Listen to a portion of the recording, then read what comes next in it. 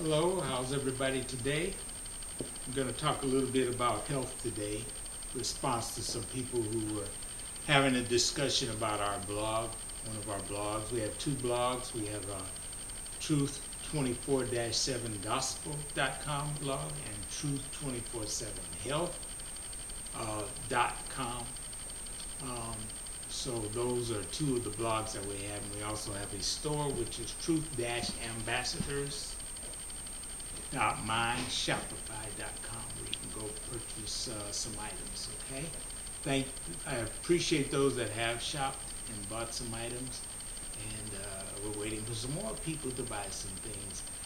30% of the proceeds goes to missionary causes, and right now we've been working extensively in Uganda trying to help the people there. So 30% of whatever you when you buy, 30% of the gross amount will be used for helping the people in Uganda. Okay, so do take advantage of that. Anyway, this will be the health seminar today, not the gospel. We'll talk a little bit about health, but anyway, two people had their own private chat, I guess, going about one of the blogs that I did on health. Of course, a lot of it, the information comes from my book, Live to be 120 without sickness and disease, which is possible to do. And actually, believe it or not, some people won't believe this, maybe a few of you will, but it's been documented. There was a man that lived to be 256 years old in China. Okay, 256. Lived in one of the provinces in China, and of course he lived on wild foods. He wasn't a meat eater or anything like that. But yeah, 256, but you're not going to hear about that in any of the journals. You're not going to hear about that any of the scientific shows. No doctor's going to tell you that. Definitely the people that sell us the processed and packaged foods are not going to talk about that, because there's no way you're going to make it eating processed packaged foods. You're not going to do it eating 3 meals a day, and you're not going to eat it do that eating a heavy diet of meats. You're going to have a lot of fruits, vegetables, herbs, things like that, grains.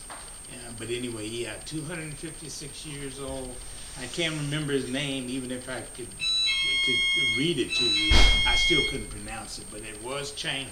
It was in China. He lived in one of the provinces in China, and you can Google it and find out for yourself. 256. And there have been documented cases of people in Russia that have lived to like 172, 173. And here in the United States, I know of a couple in the South that lived to 140. Well, I don't know, they may be still alive for all I know. But when I found out about it, they were like 140 and 142, a couple in the South. So you can live a lot longer than 120. But my book is Live to 120 Without Sickness and Disease. And there was some discussions, like I said, people were commenting on it. I never, in my book even, I never tell people what to eat. You can eat whatever you want to eat. God can't even make you eat what he wants you to eat, because he's not going to violate your will. So who am I to tell you what to eat? I don't tell people what to eat. I just tell them what's best for longevity.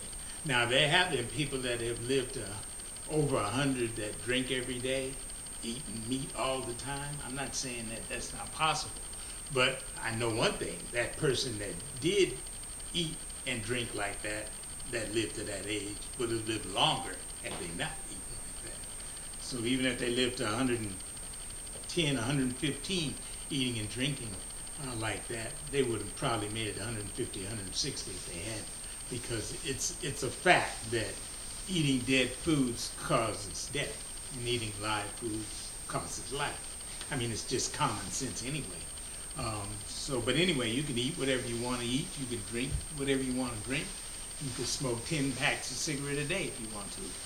That's up to you. I have no problem with it. Not something I do, But I try to tell you some of the things to help you with your health. And so anyway, I forgot who it was, but somebody was discussing the fact that they had a relative that did a lot of drinking and ate crazy, and they still lived a long life.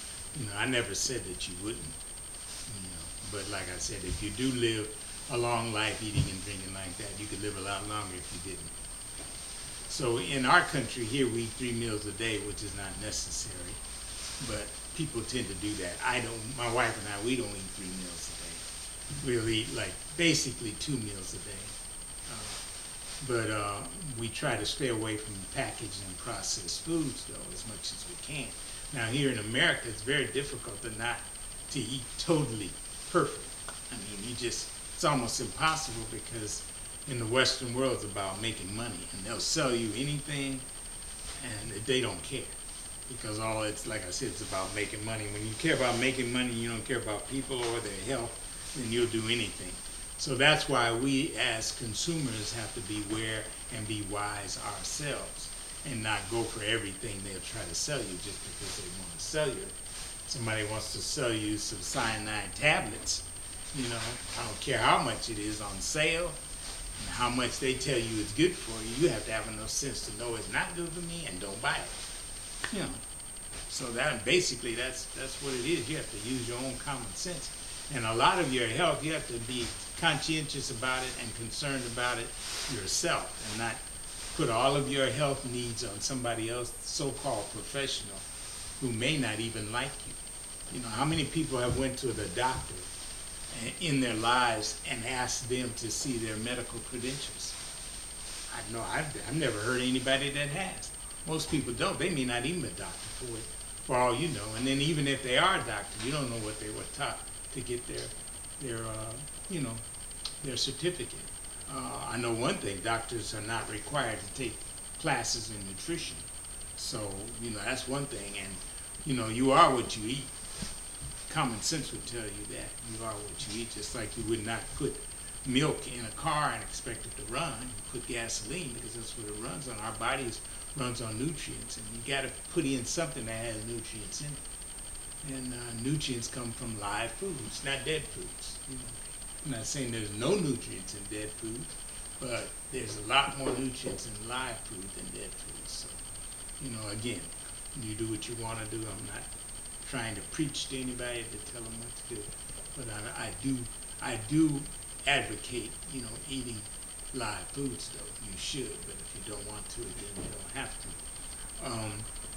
And processed and packaged foods have a lot of ingredients in it as preservatives. They have to, in order for that product to be able to stay on the shelf for a long time. They have to do something to it to keep it from dying on the shelf.